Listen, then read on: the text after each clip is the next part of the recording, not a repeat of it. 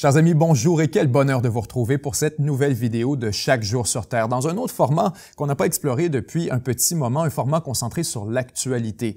Il se passe en ce moment un dossier particulièrement intéressant qui retient l'attention à travers le monde. C'est bien sûr la question de ce déploiement américain de navires de guerre près des côtes du Venezuela. Un déploiement qui attire, comme je vous le disais tout à l'heure, beaucoup d'attention, non seulement à l'échelle internationale, mais vous le comprendrez, au Venezuela lui-même, alors que le pays réagit essentiellement comme s'il était sous invasion. Nicolás Maduro se prépare en fait à une incursion américaine ou à une tentative de changement de régime. C'est ce qu'il tente c'est de quoi il tente de convaincre la communauté internationale et c'est, disons, son plaidoyer en ce moment. Du côté des États-Unis, on dit qu'on est seulement là pour mener une opération anti-drogue. Ça n'empêche absolument pas la réaction totale et entière du côté du Venezuela, alors qu'on a mobilisé quelques 4,5 millions de miliciens qu'on dit armés et déployés un peu partout à travers le pays et prêts à réagir à une invasion américaine.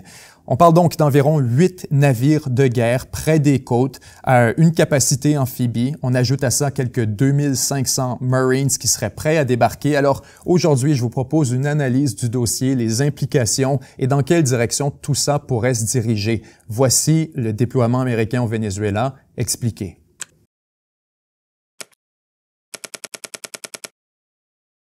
Alors, pour commencer, je vous propose qu'on fasse la lecture très rapide d'un article du Washington Post qui nous résume les faits des événements.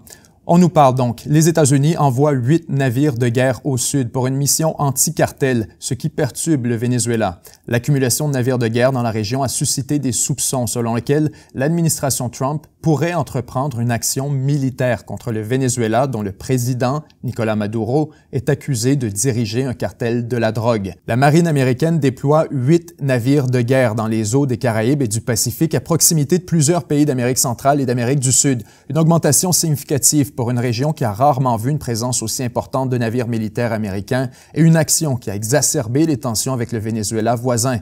Ces navires font partie, nous dit-on, d'une opération renforcée de lutte contre les stupéfiants visant à mener des missions d'interception de drogue en Amérique latine, a déclaré un responsable de la défense au Washington Post.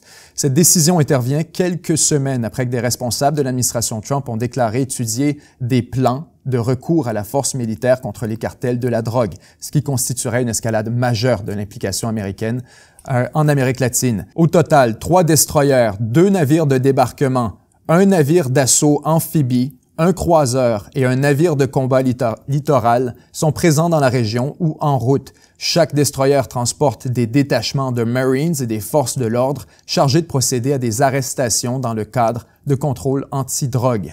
L'annonce d'un potentiel déploiement de navires de guerre dans la région a suscité des soupçons quant à une possible intervention militaire des États-Unis contre le Venezuela, un adversaire américain dont le président, Nicolás Maduro, est accusé par l'administration Trump de diriger un cartel de la drogue. Ce mois-ci, les États-Unis ont augmenté la prime pour la capture de Maduro pour la 2e fois cette année, la doublant de 25 à 50 millions de dollars. Maduro et ses collaborateurs ont annoncé la mobilisation de 15 000 soldats à la frontière colombienne pour assurer la paix dans la région et ont appelé les Vénézuéliens à s'enrôler dans les milices pour combattre l'Empire. Alors, vous avez un portrait de la situation ici, ce déploiement très important de la part des États-Unis. C'est un déploiement qui est vraiment démesuré. C'est pour ça que ça attire vraiment l'attention du Venezuela et qu'on dénonce immédiatement ce qu'on dit, une potentielle invasion. Parce qu'on ne parle pas de quelques navires qui seraient essentiellement des navires de patrouille et qui seraient amplement suffisants pour faire la lutte au dit cartel de la drogue. Le prétexte qui a été utilisé ici par les États-Unis pour justifier ce déploiement. On parle en fait d'une véritable capacité de débarquement avec des navires. On a au moins 3 navires avec une capacité de débarquement, une capacité amphibie. Vous ajoutez à ça tous les navires autour qui sont équipés de missiles Tomahawk, donc une capacité de frappe terrestre. Et c'est ce qui embête énormément le Venezuela. C'est qu'on trouve que ce déploiement est vraiment démesuré aux yeux du prétexte qui a été fourni. Maintenant, je vous entends déjà me dire, bien sûr, évidemment, les Américains ne seraient pas en mesure de prendre le contrôle du Venezuela ou de renverser le gouvernement avec seulement 2500 soldats. On peut comprendre, effectivement, ce ne serait jamais le cas. Cela étant dit, les objectifs des États-Unis ne sont probablement pas une invasion, une occupation ou même un renversement du régime depuis l'intérieur. Ce qu'on pourrait imaginer comme scénario, je suis pas en train de vous dire que c'est ce qui se produit, mais c'est parmi les scénarios qu'on étudie et qu'on estime crédibles. Il y aurait la possibilité d'une frappe de décapitation. Il est possible que ce que s'apprêtent à faire les États-Unis, c'est une tentative de se débarrasser du régime Maduro à travers ce qu'on appelle une frappe de décapitation, donc l'élimination systématique et méthodique de tous les hauts placés du régime, tous ceux qui sont près de Maduro, et additionnellement, la famille et les proches du président et de son entourage direct, pour la simple et bonne raison qu'on veut s'assurer qu'une fois que ces frappes seront menées et qu'on nomme un nouveau gouvernement pour le remplacer, personne ne pourrait récupérer la légitimité du régime Maduro, ne pourrait lever la main et dire « je suis son successeur désigné, j'ai la légitimité de le remplacer et donc je vais mener le combat, mener une guérilla contre les Américains au nom du gouvernement vénézuélien ». On veut éviter ça à tout prix et en fait, on a déjà mené des frappes de décapitation par le passé. C'est loin d'être nouveau. Si vous regardez par exemple ce que Israël a fait avec le Hezbollah dans sa guerre contre le Liban il y a quelques mois, on avait fait exactement la même chose. On s'était assuré de frapper l'entièreté du leadership libanais, du leadership du Hezbollah, mes excuses. Et on a tenté la même chose avec l'Iran. On se souvient bien qu'il y avait eu des frappes. On a eu une tentative de frapper, une tentative d'assassinat contre le président Massoud Pezeshkian, le président iranien, qui avait échoué. M. Pezeshkian dit avoir été blessé dans cette tentative d'assassinat. On avait su ça quelques jours après la fin de la guerre de 12 jours entre Israël et l'Iran. D'ailleurs, je pense à une autre frappe de décapitation, puisqu'elle me regarde littéralement en ce moment. Guillaume, veux-tu m'amener le... C'est Lama, notre recherchiste, m'a offert le cadeau. Vous allez vous dire, c'est une espèce de psychopathe, Benjamin. Oui et non. Parce que ce qu'on a ici, c'en est une autre frappe de décapitation qui avait été menée par les Américains. Comme je vous dis, Lama me l'a offert récemment. Et je trouvais que c'était vraiment un artefact historique fantastique. Ce que vous avez ici, c'est le paquet de cartes qui avait été, le paquet de cartes à jouer carrément, qui avait été produit par les services de renseignement américains dans la foulée de l'invasion de l'Irak en 2003.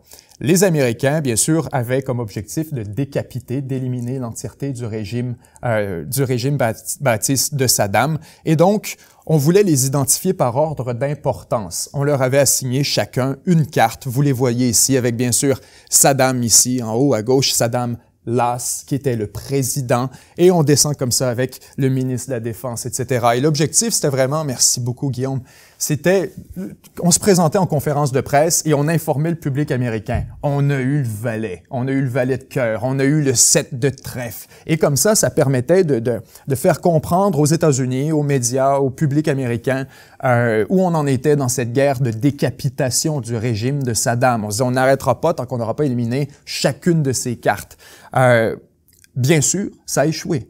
On a réussi à se débarrasser du régime de Saddam, mais c'est une merveilleuse leçon d'histoire et c'est pourquoi d'ailleurs c'est un artefact historique très intéressant. C'est une belle leçon sur les limites des frappes de décapitation. Parce que certes, oui, absolument, on s'est débarrassé du régime de Saddam, mais on ne s'est pas débarrassé de l'armée. On l'a essentiellement désengagé, on a envoyé tout le monde au chômage dans la rue et ce que ça a créé, c'est une instabilité qui ensuite est revenue mordre les Américains dans le derrière. On a eu une occupation prolongée et un enlisement stratégique qui a été absolument catastrophique et dont on est sorti avec la queue entre les jambes. Alors, sachant tout ça, on a la possibilité absolument d'une frappe de décapitation. Mais si on y va d'une telle stratégie, il faut absolument que les Américains aient fait leur devoir avant.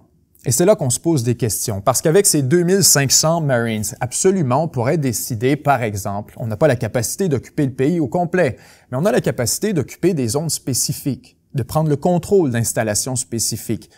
Une qui me vient en tête particulièrement, c'est ce fameux terminal pétrolier utilisé par le Venezuela, un terminal maritime, donc en mer, qui est utilisé pour exporter le pétrole du Venezuela vers la Chine.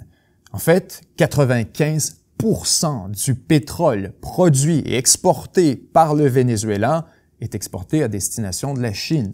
Vous avez une petite quantité virtuellement humanitaire là, qui est envoyée vers Cuba, de l'ordre de quelques barils par année, mais l'écrasante majorité se dirige vers la Chine et ça embête énormément les Américains. Alors, si on propose demain matin à 2500 Marines de choisir une cible quelque part sur la responsabilité du Venezuela, probablement qu'on commence par ce genre de cible, parce que c'est très facile en termes en termes d'opérations militaires, de prendre le contrôle d'un terminal maritime, alors que les Américains ont une supériorité navale, une supériorité aérienne et la capacité de défendre cette prise à travers un blocus une fois que c'est réalisé, de présenter le Venezuela devant le fait accompli.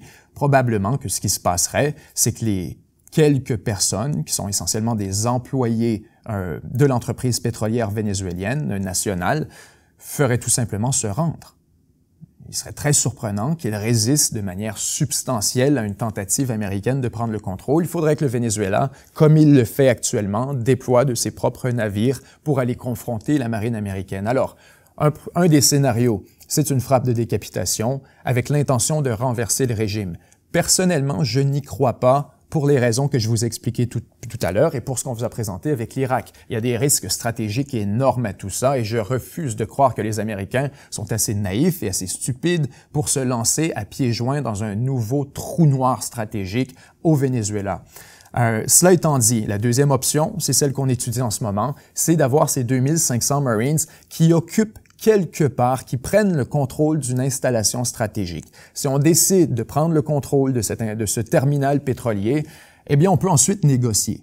Soit en tenir le contrôle et refuser de le remettre aux Vénézuéliens ensuite et en faire l'exploitation pour soi-même, ou tout simplement le mettre hors service et nuire énormément aux Chinois, ou ensuite négocier avec le Venezuela et lui dire « Écoute, on est prêt à prendre tes installations, mais à la simple et stricte condition que tu cesses d'approvisionner notre rival stratégique en énergie, que tu cesses d'approvisionner la Chine et en plus à rabais. » Parce que c'est un peu la tactique classique de la Chine. On voit la même chose avec le Venezuela que fait la Chine avec la Corée du Nord et avec l'Iran. On va acheter des matières premières, spécifiquement pour ce qui est du Venezuela et de l'Iran, des hydrocarbures, pétrole, gaz naturel, à rabais, justement en raison des sanctions américaines. La Chine arrive comme une espèce de prêteur requin en disant « Vous êtes sous sanction par Washington, donc personne ne peut vous acheter de votre pétrole. » Super. Nous, on est prêt à prendre le risque. On va prendre la chaleur, mais on va avoir un rabais en conséquence.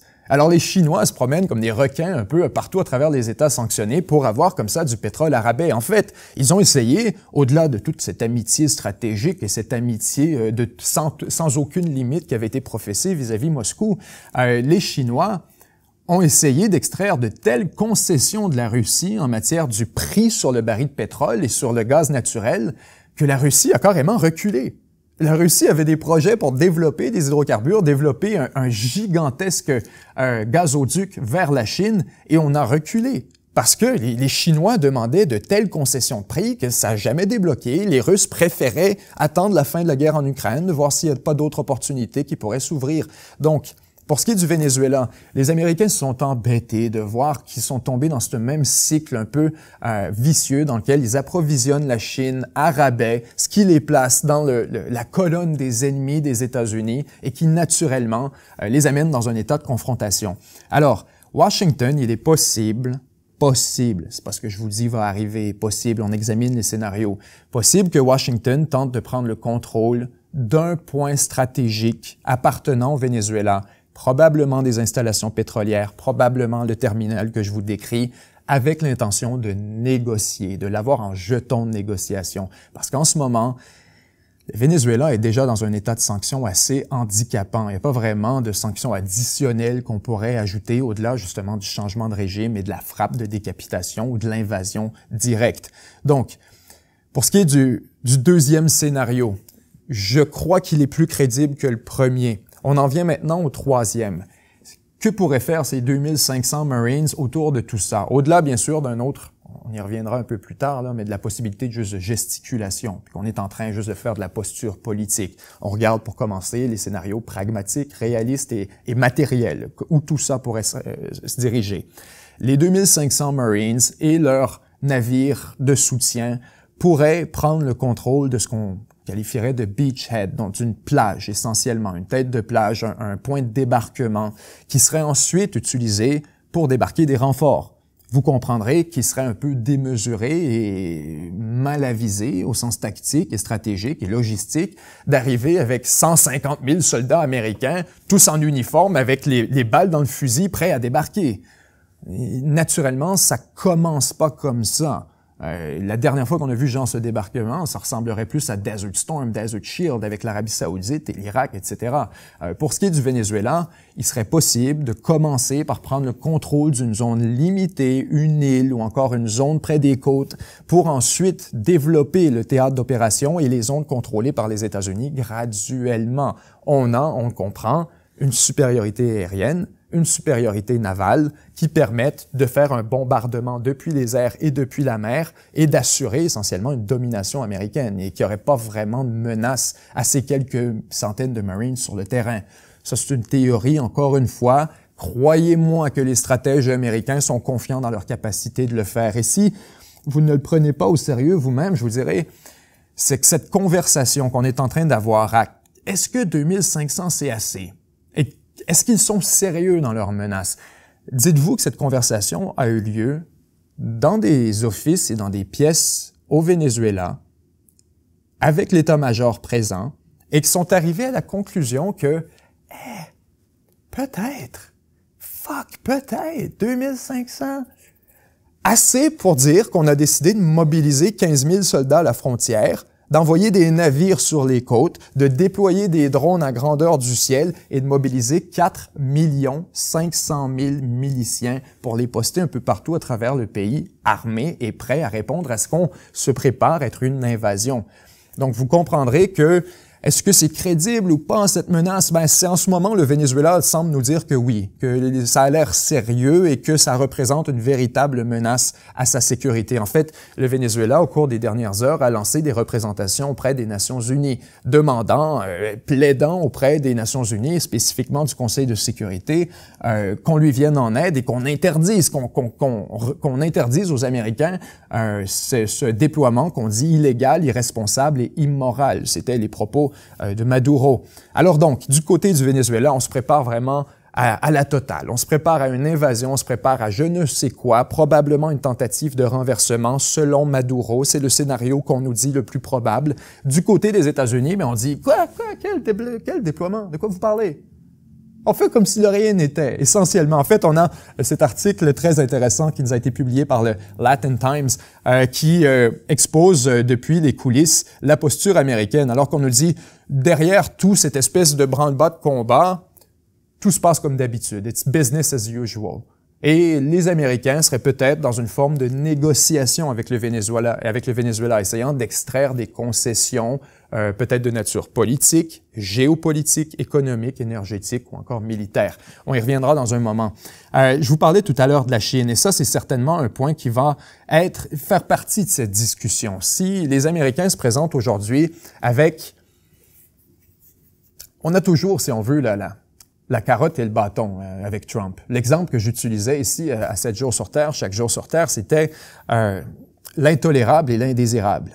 Trump a tendance à présenter l'indésirable et l'intolérable pour vous faire accepter l'indésirable, en vous montrant jusqu'où ça peut aller. On imagine avec le Canada, par exemple, à se dire, on est dans une négociation commerciale avec Ottawa, le Canada, on essaie d'obtenir un certain nombre de concessions de votre part sur les questions économiques, commerciales, d'échanges. Et le Canada dit non. Je veux vous envahir et vous assimiler et faire de vous un 51e État.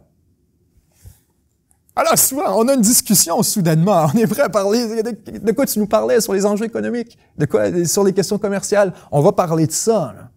Alors, vous avez cette même tactique qui a été appliquée avec le Danemark, où on essaie de dire essentiellement, vous nous sortez la Chine de cet espace et vous permettez les entreprises américaines de faire de l'investissement dans le milieu des terres rares et des minerais. Danemark qui dit, hors de question, on est un pays souverain, je vais vous envahir. On va prendre le contrôle du Danemark, puis ça va devenir un État américain aussi. Soudainement, on a des discussions. Et soudainement, le Danemark décide de prendre des responsabilités en matière de sécurité. Je vous dis pas que quiconque a raison là-dedans. Je vous explique la logique de la négociation avec Trump. C'est systématiquement la même chose. On présente une fenêtre d'intolérable qui serait une menace à la survie même de l'État. Et en alternative, on arrive à accepter l'indésirable en se disant qu'on a sauvé les meubles. Alors, cette tactique de négociation semble être appliquée ici aussi avec le Venezuela, où on vient cogner à la porte avec 8 navires de guerre et quelques milliers de Marines prêts à être déployés avec tous les moyens nécessaires pour être pris crédiblement. On présente l'intolérable. L'indésirable, on ne le connaît pas en ce moment. On ne sait pas qu'est-ce qui a été demandé au Venezuela. Si je me mets à la place des États-Unis, il y a une demande tout à fait raisonnable, ce serait d'arrêter l'approvisionnement énergétique à la Chine. Une demande raisonnable. Je ne dis pas que les États-Unis ont raison de demander ça. Je vous dis que ce serait raisonnable dans le contexte géopolitique dans lequel se sont placés les Américains depuis le début de l'administration Trump. La question de la doctrine Monroe. Cette doctrine Monroe, c'est une fameuse doctrine développée au cours des années 1800 par le président Monroe aux États-Unis qui avait postulé que l'entièreté du continent américain, pas juste l'Amérique du Nord, mais bien l'Amérique du Nord, l'Amérique centrale et l'Amérique du Sud, l'entièreté du continent relevait de l'influence américaine et qu'aucune autre puissance à travers le monde, on pensait bien sûr à l'époque aux puissances européennes, n'avait le droit d'exercer et de mettre leurs vieilles pattes dans la cour arrière des Américains. Alors, cette doctrine Monroe a été un peu abandonnée depuis quelques années, notamment sous Obama, Biden et même sous la première administration Trump. Et clairement, elle a été reprise sous Trump depuis quelques années. Alors que Trump nous dit, on l'a vu avec Panama, par exemple, on pourrait parler du Groenland, l'inclure dans cette politique étendue de la doctrine Monroe, où on essaie d'avoir une autorité totale. On pourrait parler de la question avec le Canada, sur les questions de gestion frontalière, la sécurité intérieure des États-Unis qu'on attribuait à l'irresponsabilité du Canada sur les questions d'immigration et de trafic de drogue. On essaie vraiment de placer toute l'Amérique au complet sous la responsabilité des Américains. Vous aviez les Chinois qui faisaient chier à Panama. Trump est allé faire quoi? Même chose. Indésirable, intolérable. Les Panaméens ont accepté de négocier avec Washington et d'extraire la possession chinoise pour la rendre à des Américains. On a carrément organisé une transaction pour transférer ça à un propriétaire américain à la demande de Trump. Alors, un des derniers, aujourd'hui, qui fait encore chier Washington depuis très longtemps, à tort ou à raison, prenez pour qui vous voulez dans ce calcul, ce sont des faits. Un qui dérange, c'est Maduro et le Venezuela. Alors il est possible que ce que tentent de faire les États-Unis, c'est de briser cette résistance. Peut-être pas de changer de régime, on est prêt à dealer avec Maduro en passant, ça c'est clair, et on a une preuve très claire de ça. On se rappelle en 2022, début 2022, lorsque les Russes envahissent l'Ukraine, immédiatement, les Américains tentent de mettre sous sanction la Russie et spécifiquement ses exportations d'hydrocarbures, de pétrole, de gaz naturel. Et un des moyens, un des grands problèmes plutôt qu'on rencontre, c'est qu'on n'a personne pour remplacer cet apport en hydrocarbures qui est essentiel, surtout en Europe, mais plus largement pour la stabilité des marchés internationaux. Donc, les Américains, contre-intuitivement, se mettent à cogner à la porte de tous leurs ennemis que eux-mêmes ont mis sous sanction pour essayer de les convaincre de sortir un peu de pétrole de nulle part et remettre ça sur les marchés internationaux. Et on a donc des négociations lunaires, discrètes, en coulisses, entre les États-Unis et l'Iran pour avoir du pétrole iranien et approvisionner l'Europe. Ensuite, devant l'échec de cette négociation, pas parce que l'Iran voulait pas, mais parce qu'on n'était pas en mesure d'augmenter la production aussi rapidement et notamment de délaisser la Chine au passage. On s'est retourné vers le Venezuela.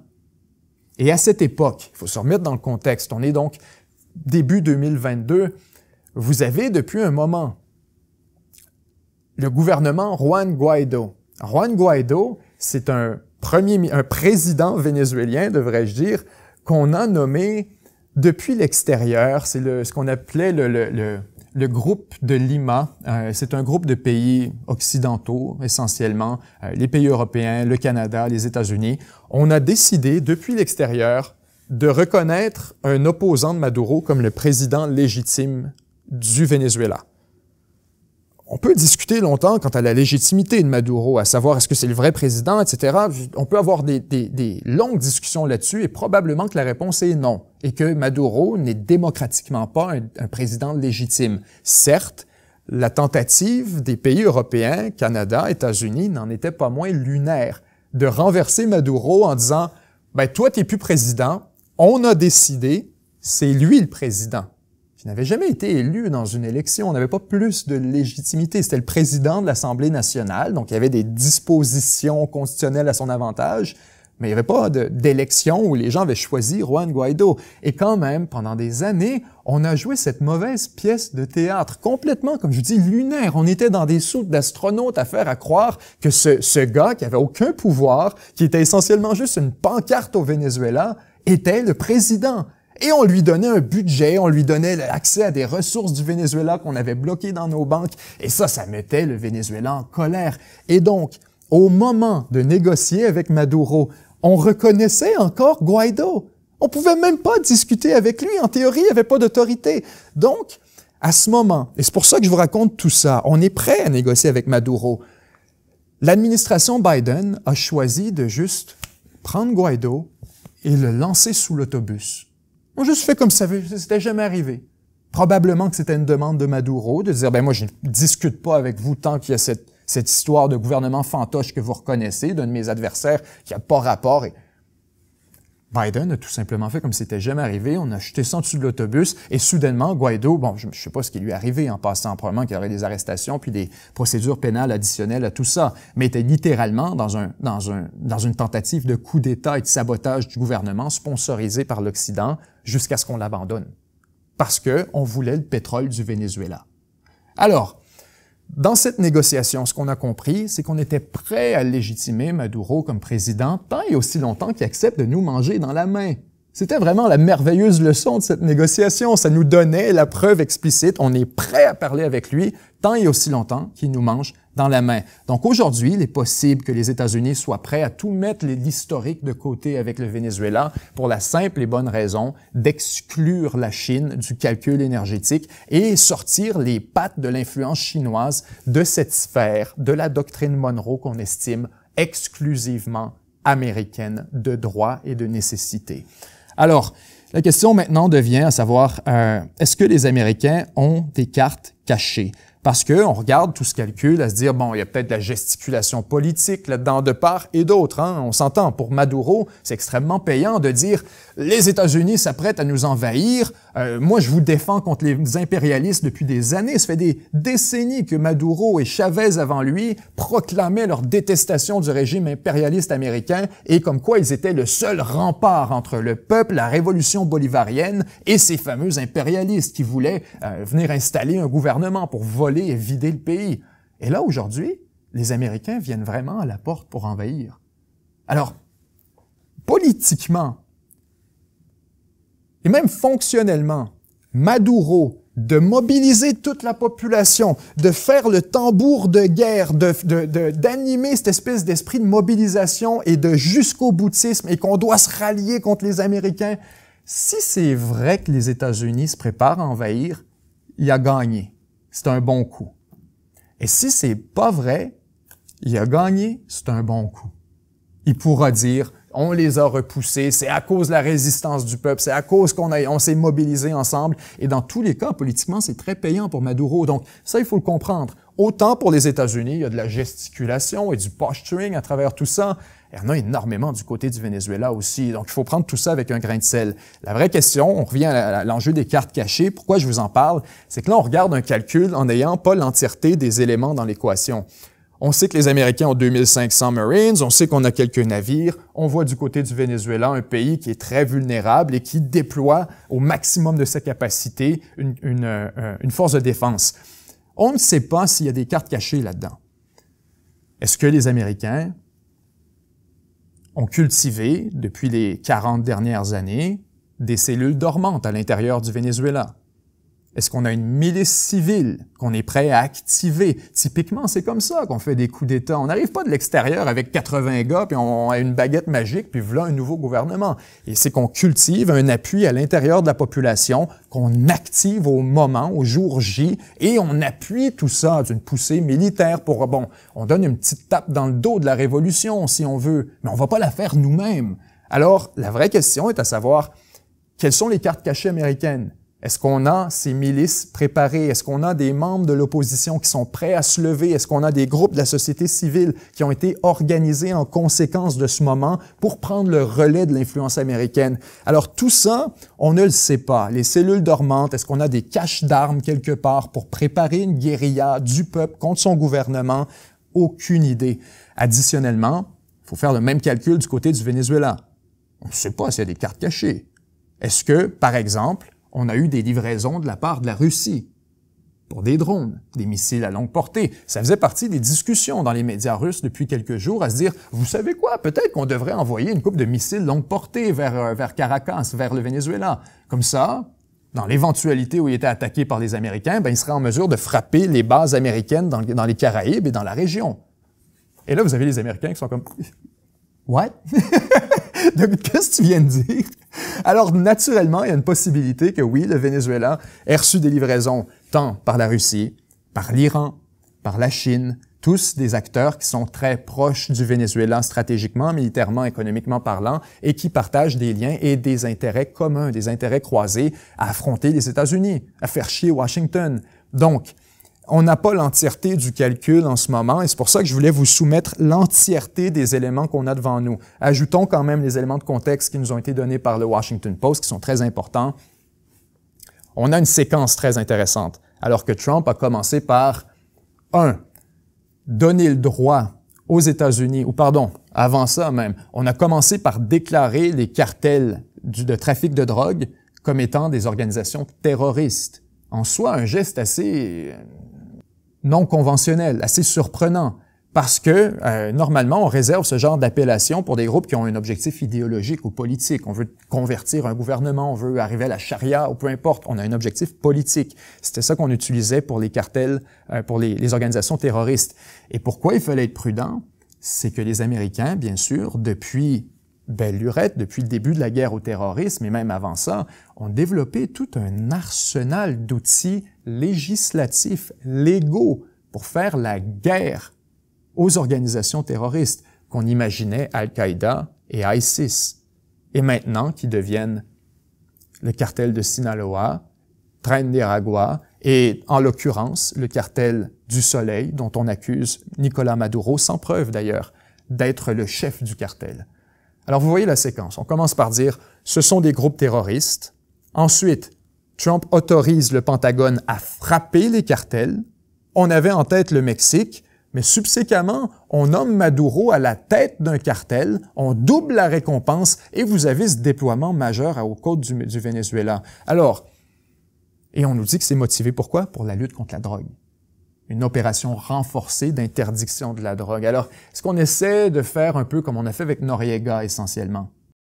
On essaie de le présenter comme le chef d'un cartel de drogue qui organise le trafic vers l'Amérique du Nord et donc c'est une opération anti-drogue limitée, c'est pas une guerre. Et là-dessus, il y a des enjeux politiques, c'est clair. Un changement de régime serait risqué et extrêmement difficile à porter pour Trump dans une élection. Lui qui se dit le président de paix, le président qui veut autant que possible sortir des guerres et des conflits, on vient faire l'inverse. Ne soyons pas naïfs, Trump serait amplement en mesure de jouer le spin inverse, comme quoi il est le libérateur du peuple vénézuélien. Il faut pas être insensible à ça, dans l'État local de Trump, là où il passe le plus clair de son temps, l'essentiel de la communauté, de la diaspora vénézuélienne qui a fui le régime depuis les dernières décennies, fui le régime Chavez, le régime Maduro, et qui se retrouvent en Floride, et qui sont extrêmement vocaux quant à l'urgence de remplacer, de renverser le régime Maduro et de redonner la liberté au peuple vénézuélien. Donc, est-ce que Trump pourrait être sensible à ces appels? Il faut pas complètement évacuer ça. Ce que je veux dire par là, c'est qu'il n'y a pas uniquement des gens qui seraient en colère dans l'éventualité d'un renversement. Beaucoup de républicains diraient que c'est une victoire énorme contre la Chine, contre la Russie, qu'on a sorti l'influence des adversaires, qu'on a repris le contrôle sur l'Amérique, qu'on a éliminé un cartel. Inquiétez-vous pas pour la politique, elle se fera d'elle-même dans l'éventualité d'une opération. Alors, je vous invite à me laisser vos commentaires quant à qu'est-ce qui est en train de se passer en ce moment? Est-ce que je suis complètement fou? Est-ce que j'invente? Qu'est-ce que j'invente? Et ça me fait plaisir de lire vos commentaires, qu'ils soient gentils, méchants, doux ou pas. Alors, suggestions, commentaires, si vous voulez devenir membre de 7 jours sur Terre, de chaque jour sur Terre, c'est possible de le devenir pour seulement $1 par mois. Vous avez ce genre d'émission pendant plus d'1h30 à chaque semaine. En fait, c'est littéralement, ceux qui regardent la revue de presse vont dire, on dirait un extrait de revue de presse. C'est exactement ce qu'on fait à toutes les semaines, mais ce serait plusieurs dossiers comme ça. Donc, si ça vous intéresse, allez sur 7 jours sur Terre, cliquez « Devenir membre » ou « Souscrire ». C'est seulement $1 par mois et je suis certain que vous allez adorer. Merci mille fois. C'était Benjamin Tremblay. On se retrouve très bientôt. Semer l'amour, partager l'espoir. Bye bye.